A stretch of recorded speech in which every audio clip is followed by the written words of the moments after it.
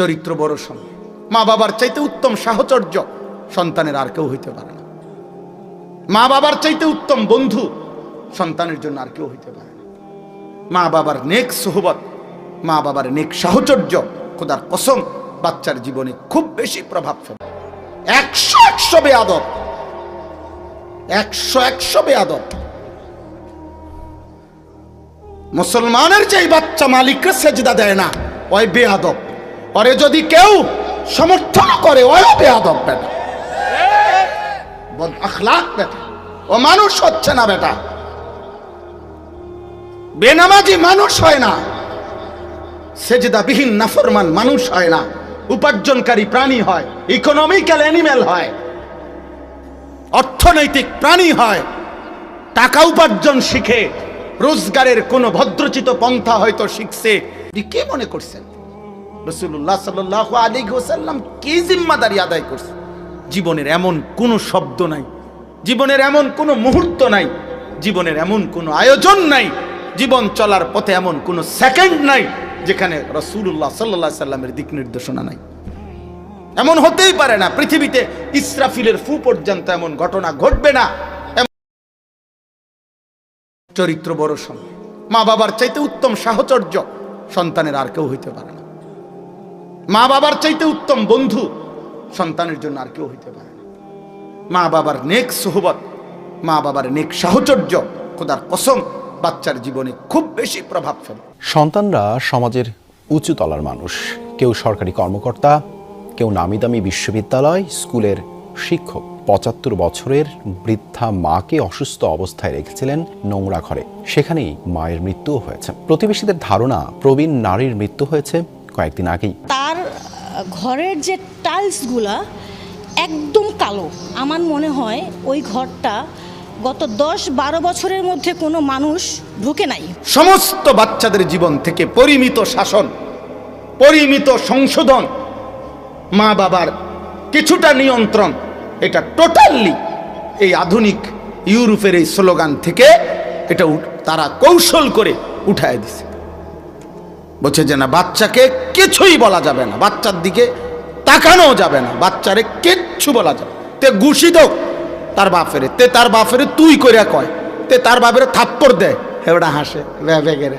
টাকা উপার্জন শিখে, রোজগারের কোনো ভদ্রচিত পন্থা হয়তো শিখছে, এই স্যুট এই বুট এই সব কিছু দিয়ে রোজগার করে। আল্লাহ চেনে না, মালিক চেনে না, বানানেওয়ালা চেনে না, সৃষ্টিকর্তা চেনে না। আপনার সন্তান মানুষ হয় নাই বেটা। কোনো মুসলমান একবার জিজ্ঞাসাও করে না যে হুজুর আমার ছেলে হইছে, আমার মেয়ে হইছে, এখন এই বাচ্চাটাকে আমি এই প্রথম দিন থেকে কিভাবে গড়ে তুলব, এর একটা সুনির্দিষ্ট সুন্দর একটা দিক নির্দেশনা, আমার করণীয় আপনি আমারে লিখে দেন, ঠিক করে দেন, আপনি আমারে বুঝায় দেন না। আল্লাহ নবী সাল্লাল্লাহু আলাইহি সাল্লাম তো বলছে 7 বছরের আগে নামাজ শিখাইতে। আল্লাহ নবী সাল্লাল্লাহু আলাইহি ওয়াসাল্লাম তো বলছেন 7 বছর বয়সের বাচ্চাকে নামাজ পড়াও, তাহলে তার আগেই শিখাও সামান্য, তার 10 বছরের ভিতরে কমপ্লিট তাকে নামাজি বানায় ফেলো। 10 বছর বয়সী বাচ্চা যদি নামাজ না পড়ে তাহলে তাকে শাসন করো, প্রহার করো, প্রহার করো। অত্যন্ত পরিকল্পিতভাবে ঠান্ডা মাথায় বুঝে শুনে আপনার সমস্ত বাচ্চাদের জীবন থেকে পরিমিত শাসন, পরিমিত সংশোধন, মা বাবার কিছুটা নিয়ন্ত্রণ, এটা টোটালি এই আধুনিক ইউরোপের এই স্লোগান থেকে এটা তারা কৌশল করে উঠায় দিছে। বলছে যে না, বাচ্চাকে কিছুই বলা যাবে না, বাচ্চার দিকে তাকানো যাবে না, বাচ্চারে কিচ্ছু বলা যাবে। তে ঘুষি দাও তার বাপেরে, তে তার বাপেরে তুই কইরা কয়, তে তার বাপেরে থাপ্পড় দেয়, হেওড়া হাসে বেগেরে। ও বাচ্চা মানুষ, তো বাচ্চাকে আখলাক শিখাবে কে? বাচ্চাকে জীবন চিনাবে কে? রাসূলুল্লাহ সাল্লাল্লাহু আলাইহি ওয়াসাল্লাম 5 বছরের নাতি হাসান, ওনার মুখ থেকে সাদকার খেজুর মসজিদে নববীর বারান্দায় খেজুর মুখে দিছে উনি, আল্লাহ নবী মুখের থেকে খুলে ফেলে দিছে।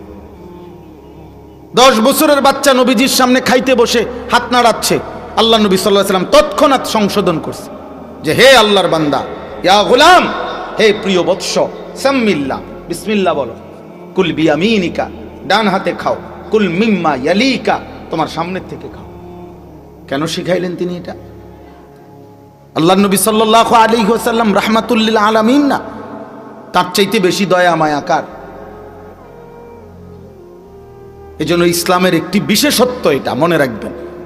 ইসলামের, কোরআন সুন্নাহর, মাদ্রাসার, দ্বীনি ইলমের একটি বিশেষত্ব হলো এখানে তারবিয়াত, তালিমের সাথে অঙ্গাঙ্গিভাবে জড়িত। এখানে শব্দও শেখায়, আখলাকও শেখায়।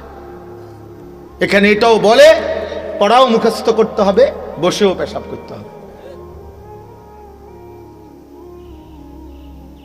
এটা গুরুত্বপূর্ণ। এজন্য দেখা যায় যে এই খামখেয়ালি আর অবহেলার কারণে নিজ প্রতিষ্ঠান, এটা তার স্কুল, এই স্কুলে বাচ্চাটা পড়ে, এই স্কুলের বাউন্ডারি ওয়ালের কোনাত খারাইয়া হেতে মতে কি রে বেটা, এটা তোর স্কুল বেটা, তোর প্রতিষ্ঠান বেটা। এই নিয়া কারো কোনো অসুবিধা নাই, কারণ এখানে ফেসাব বড় বিজনেস। এত ফরা ফারে কিনা, এ তো মাশাআল্লাহ ফরা ফারে, এবার খারাইয়া মুতলে কি আর বইয়া মুতলে কি? মুতের সাথে পড়ার সম্পর্ক কি? না, আমাদের ইসলামের কথা হইল এটার সাথে গভীর সম্পর্ক। আল্লাহ নবী সাল্লাল্লাহু আলাইহি ওয়াসাল্লাম বলছেন, ওয়াফাররিকু বাইনাহুম ফিল মাদাজি', 10 বছর বয়সী বাচ্চাকে বিছানা আলাদা করো। দুই ভাই, আপন দুই ভাই, এক লেফ, এক কম্বল, এক কাঁথার নিচে শুইতে দিবা না। রাসূলুল্লাহ সাল্লাল্লাহু আলাইহি ওয়াসাল্লাম নিষেধ করছে। আল্লাহ নবী সাল্লাল্লাহু আলাইহি ওয়াসাল্লাম 10-11 বছরের বাচ্চাকে দেখছে যে চুল কাটাইছে, তো চুল কাটানোর পরে নবীজি দেখছে যে চুলের একদিকে একটু বড়, আরেক দিকে চুল একদম কাটানো, মানে চুল নাই। সরাসরি আল্লাহ নবী সাল্লাল্লাহু আলাইহি ওয়াসাল্লাম বলছেন যে হয় পুরাটা কাটো, হয়তো পুরাটা সমান রাখো। নাহা রাসূলুল্লাহ সাল্লাল্লাহু আলাইহি ওয়াসাল্লাম আনিল কাযা, এই শব্দ হাদিসের বিশুদ্ধ হাদিস। এটা আমাদের এই ফ্যাশনেবল চুল, এটা কোনোভাবেই রাসূলুল্লাহ সাল্লাল্লাহু আলাইহি ওয়াসাল্লামের অনুমোদিত নয়। প্রথম দিন থেকে যদি মুসলমানের বাপ এটা বলতো যে বাবা তুমি এটা কি চুল রাখলা, তাহলে কি সে ঠিক হইতো না? না, ফুলান মানুষ, হয়তো বুড়ো হইলে ঠিক হইব 85 বছর বয়সে, সে সময় তো ঠিক না, ওই উফানে আড্ডি মাড্ডি নাই, শরীরের গিরাগাড়ি নাই, জোরাজারি নাই। আপনি সোজা হইতেন না, তো সোজা হইব কি? আপনি তো সোজা হইবার এই টাইম, এখন ওই বয়স নাই, ওনার কি করবেন আপনি? এই জন্য বললাম এটা জরুরি। রাসূলুল্লাহ সাল্লাল্লাহু আলাইহি ওয়াসাল্লাম হযরত জাফর ইবনে আবি তালেব, নবী সাল্লাল্লাহু আলাইহি সাল্লামের আপন চাচাতো ভাই, হযরত আলী রাদিয়াল্লাহু তাআলা আনহুর ভাই জাফর, মুতার যুদ্ধে যিনি শাহাদাত বরণ করেছিলেন, যুদ্ধে শাহাদাত বরণ করছেন, নবী সাল্লাল্লাহু আলাইহি সাল্লামের পক্ষ থেকে প্রেরিত সেনাপতি ছিলেন তিনি। সেই যুদ্ধের ময়দান থেকে খবর আসছে উনি শাহাদাত বরণ করছেন। আল্লাহ নবী সাল্লাল্লাহু আলাইহি সাল্লাম উনার বাড়িতে উনার বাচ্চাদেরকে সান্ত্বনা দেওয়ার জন্য বিবির কাছে পর্দার আড়ালে কথা বলছেন, বাচ্চাদেরকে কাছে নিয়ে আসছেন। হযরত জাফর রাদিয়াল্লাহু তাআলা আনহুর 3টা বাচ্চা ছেলে, ওনারা নবীজির সামনে আসছেন। হাদিসে পরিষ্কার আছে, সেই দিন মিয়া, যেই দিন ওনার আব্বার ইন্তেকালের খবর আসছে, শাহাদাত বরণ করছে, নবীজি তাদেরকে বুকে জড়ায় ধরছে, আদর করছে, কাঁদছে, চোখের পানি ফেলছে। কিন্তু একজন ভাতিজা চাচাতো ভাইয়ের ছেলেকে বলছে যে অন্য সাহাবীকে ডাকছে, তার চুলগুলো বড় হয়ে গেছে, তার চুলগুলো সুন্দর করে কেটে দাও।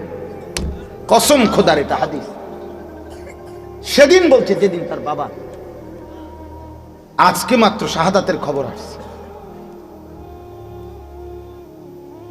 এই জন্য বললাম ইসলামে তারবিয়াত পাশাপাশি প্রতিদিন শিখবেও, প্রতিদিন নিজেকে গড়বেও প্রতিদিন।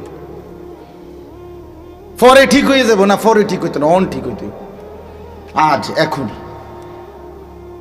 এখনই ঠিক হবে। প্রতিদিন পড়বে, প্রতিদিন শিখবে, প্রতিদিন গড়বে। তালিম এবং তারবিয়াত, তাজকিয়া এবং তালিম বরাবর পাশাপাশি পাশাপাশি। আল্লাহ আমাদেরকে বুঝার তৌফিক দান করেন। আল্লাহ নবী সাল্লাল্লাহু আলাইহি ওয়াসাল্লাম নিজে বলছেন, আল্লামানি রব্বি ফা আহসানা তালিমি, ওয়া আদ্দাবানি রব্বি ফাআহসানা তা'দীবি।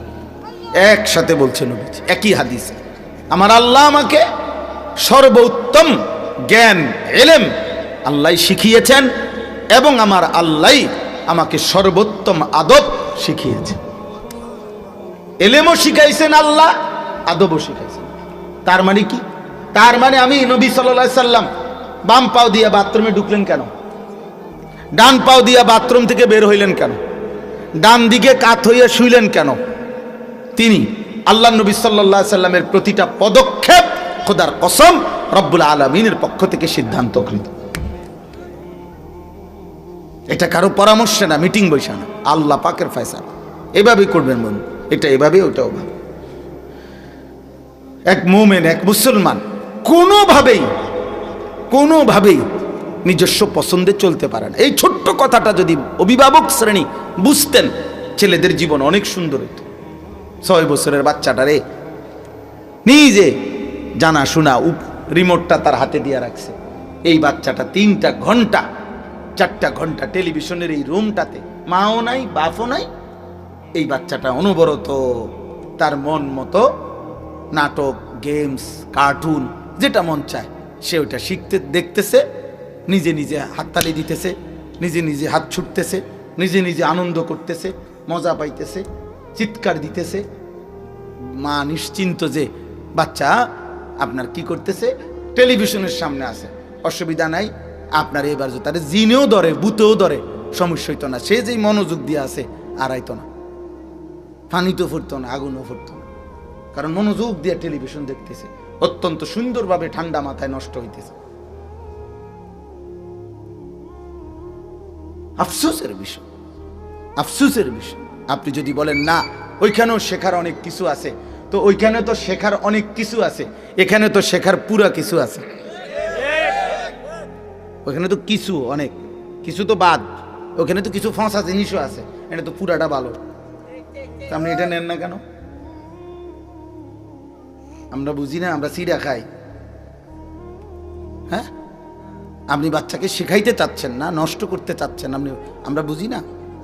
আপনি যদি বলেন যে না আমি তাকে সুন্দর কিছু শেখাবো, তো কোরআনুল কারীমের চাইতে সুন্দর কি? রাসূলুল্লাহ সাল্লাল্লাহু আলাইহি ওয়াসাল্লামের সুন্নাতের চাইতে সুন্দর কি? নবী সাল্লাল্লাহু আলাইহি ওয়াসাল্লাম বাচ্চাদের বিষয়ে তার কোনো দিক নির্দেশনা নাই? কথা বলেন না, আছে? একটা বাচ্চা পেশাব করছে নবীজির কোলে, কয় বালতি পানি দিয়া এই জায়গাটা পবিত্র করবে, খোদার কসম নবী এটা পর্যন্ত বলে দিছে। মেয়ে বাচ্চা পেশাব করছে, তো এখন পানি ঢালতে হবে কদ্দুর। পুরুষ বাচ্চা, ছেলে বাচ্চা পেশাব করছে, এখানে পানি ঢালবে কদ্দুর। আল্লাহ নবী সাল্লাল্লাহু আলাইহি ওয়াসাল্লাম ব্যবধান করছে, বুঝাইয়া দিছে। আপনি কে মনে করছেন রাসূলুল্লাহ সাল্লাল্লাহু আলাইহি ওয়াসাল্লাম কি জিম্মাদারি আদায় করছে? জীবনের এমন কোনো শব্দ নাই, জীবনের এমন কোনো মুহূর্ত নাই, জীবনের এমন কোনো আয়োজন নাই, জীবন চলার পথে এমন কোনো সেকেন্ড নাই যেখানে রাসূলুল্লাহ সাল্লাল্লাহু আলাইহি ওয়াসাল্লামের দিক নির্দেশনা নাই। এমন হতেই পারে না, পৃথিবীতে ইসরাফিলের ফু পর্যন্ত এমন ঘটনা ঘটবে না, এমন প্রশ্ন আসবে না যে প্রশ্নের উত্তর আল্লাহর নবীর জীবনীর মধ্যে নাই, কোরআনুল কারীমের মধ্যে নাই। হবে না, এমন কোনোদিনও হবে না। 1450 বছরে হয় নাই, আগামীতেও হবে না। এটাই চূড়ান্ত, এটাই বাস্তব কথা। আপনাদের কাছে আমরা বলতে চাই, এটা আপনারা বোকা ভাববেন না, আপনারা হুজুরদেরকে বোকা ভাববেন না। আল্লাহর কোরআন থেকে যে বলে সে বোকা না, রাসূলুল্লাহ সাল্লাল্লাহু আলাইহি ওয়াসাল্লামের সুন্নাহ থেকে যে বলে সে বোকা না।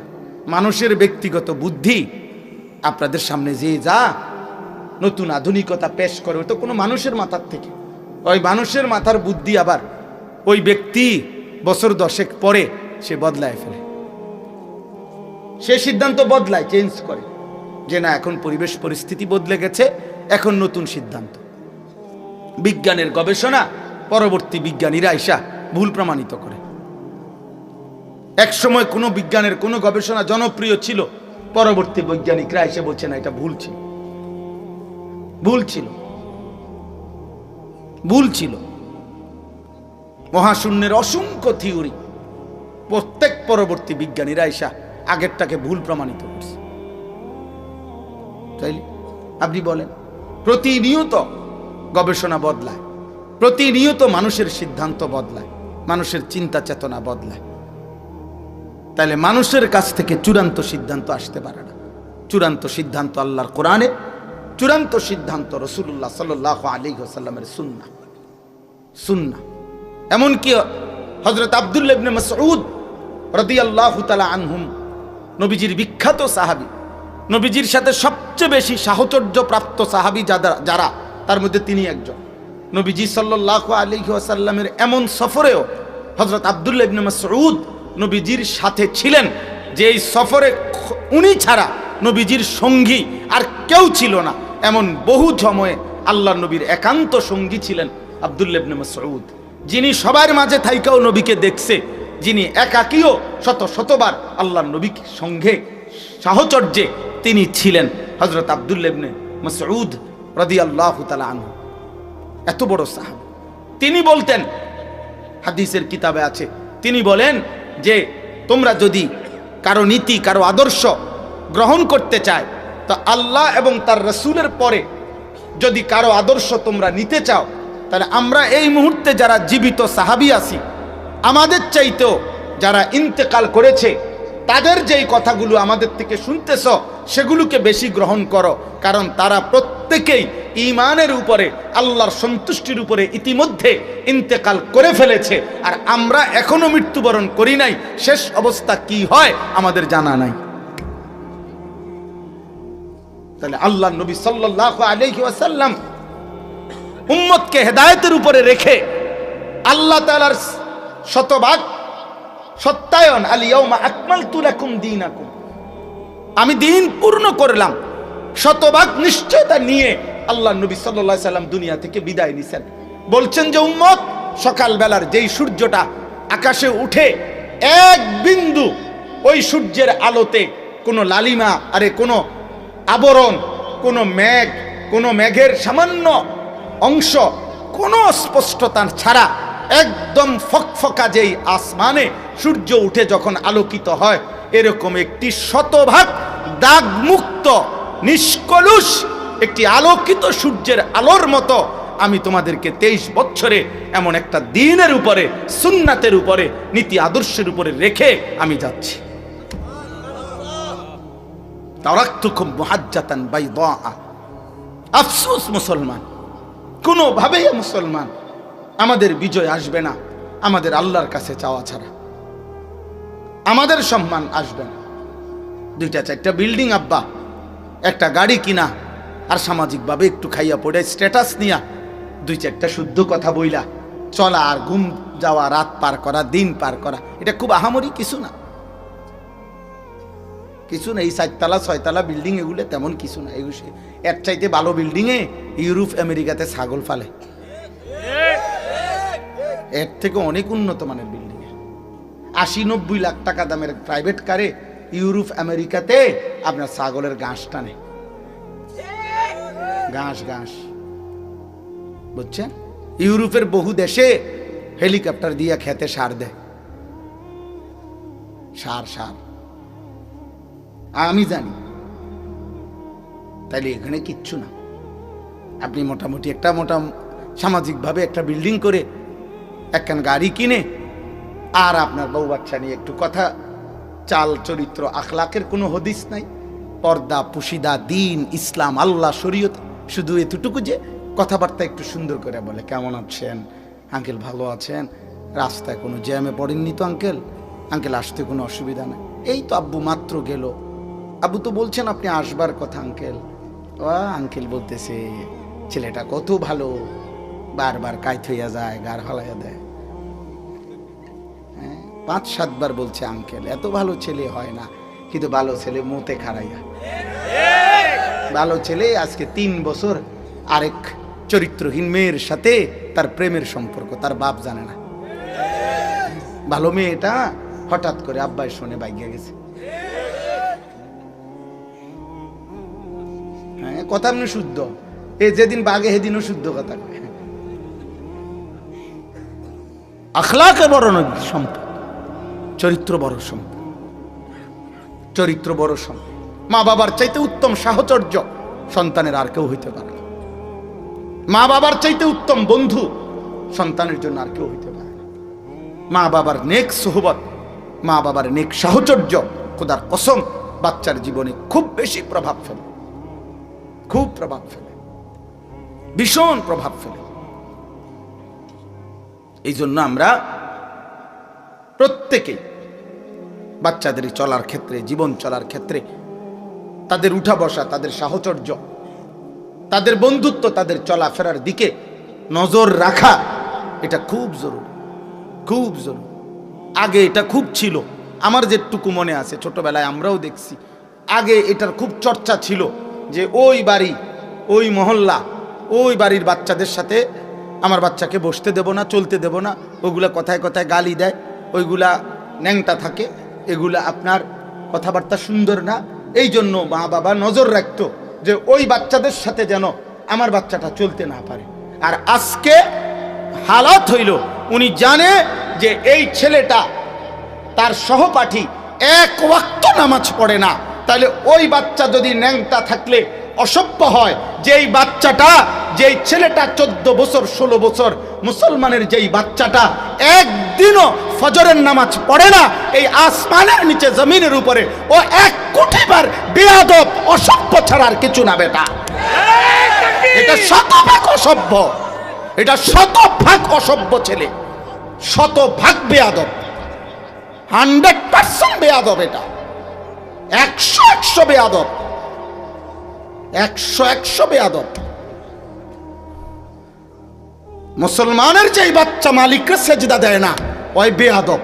ওরে যদি কেউ সমর্থন করে, ওই বেয়াদব বেটা, বদ আখলাক বেটা, ও মানুষ হচ্ছে না বেটা। বেনামাজি মানুষ হয় না, সেজদাবিহীন নাফরমান মানুষ হয় না, উপার্জনকারী প্রাণী হয়, ইকোনমিক্যাল অ্যানিমেল হয়, অর্থনৈতিক প্রাণী হয়, টাকা উপার্জন শিখে, রোজগারের কোনো ভদ্রচিত পন্থা হয়তো শিখছে, এই স্যুট, এই বুট, এই সব কিছু দিয়ে রোজগার করে। আল্লাহ চেনে না, মালিক চেনে না, বানানেওয়ালা চেনে না, সৃষ্টিকর্তা চেনে না। আপনার সন্তান মানুষ হয় নাই বেটা, মানুষ হয় নাই বেটা, আখলাক শিখে নাই, যে মালিক যে চেনে না, সেজদা দিবে না কেন, নামাজ পড়বে না কেন? কেন? আপনি কি বলতে চান? আপনার ছেলে ভদ্র ছেলে? কিসের ভদ্র, কিসের ভদ্র? অকৃতজ্ঞকে কেউ ভদ্র বলে না,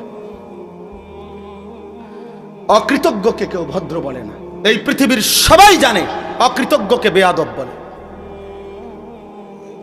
আপনি বলেন না তো? আমি যদি এই ভাইরে বলি, আজকে 5 বছর ধরে মনে করেন আমি তাকে প্রত্যেক মাসে 2,000 টাকা দিছি, কথার কথা, প্রতি মাসে দিয়ে গেছি, সব সময় খোঁজ খবর রাখছি, দেখা হইলেই 5 বছর পরে মনে করেন সে এখন আর আমারে চেনে না, আমারে দেখে আরেক দিকে চলে গেল, আমারে পাত্তাও দিল না, তখন আমি, আমার বিবেক কি বলবে? আমি কি বলবো তার? বেটা তোরে আজকে 5টা বছর আমি সব সময় খোঁজ খবর রাখছি, তোরে দেখা হইলেই বেটা খবর নিছি, তোরে 2,000 করে টাকা দিয়ে গেছি, তোর জন্য আমি এত কিছু করলাম, আজ তুমি আমারে চিনো না, তুই মানুষের বাচ্চা বেটা, এত অকৃতজ্ঞ বেটা। তাহলে মাসে 2,000 টাকার কৃতজ্ঞতার জন্য যদি মানুষ তাকে বলে যে এটা মানুষের বাচ্চার কাজ হইতে পারে না, এত বড় অকৃতজ্ঞতা। এত বড় আসমান ও জমিন, এত বড় সৃষ্টি জগৎ দিয়ে যে আল্লাহ, যেই মানুষের বাচ্চার কাছে একটা সেজদা পায় না, তুই কিসের মানুষের বাচ্চা বেটা? কোন মানুষের বাচ্চা এটা বেটা? কেমনে এত বড় অকৃতজ্ঞ মানুষের বাচ্চা হয় কেমনে বেটা? প্রমাণ করেন, দাঁড়াইয়া বলেন, প্রতিবাদ করেন, এখন বলেন। মানুষের বাচ্চা মুসলমানের ঘরে এত বড় অকৃতজ্ঞ বেয়াদব যে আসমানওয়ালা চেনে না, জমিনওয়ালা চেনে না, মালিক চেনে না, একটা সাজদা দিতে জানে না, 1 ওয়াক্ত নামাজ পড়ে না, আল্লাহর কোরআনের একটা পৃষ্ঠা সাইয়াও কইতে পারে না, পড়তে পারে না শুদ্ধ। আপনি তারে কি বানাইছেন? প্লাস্টিক ছাড়া কিতা বানাইছেন? এটা আপনি জানেন না? আপনি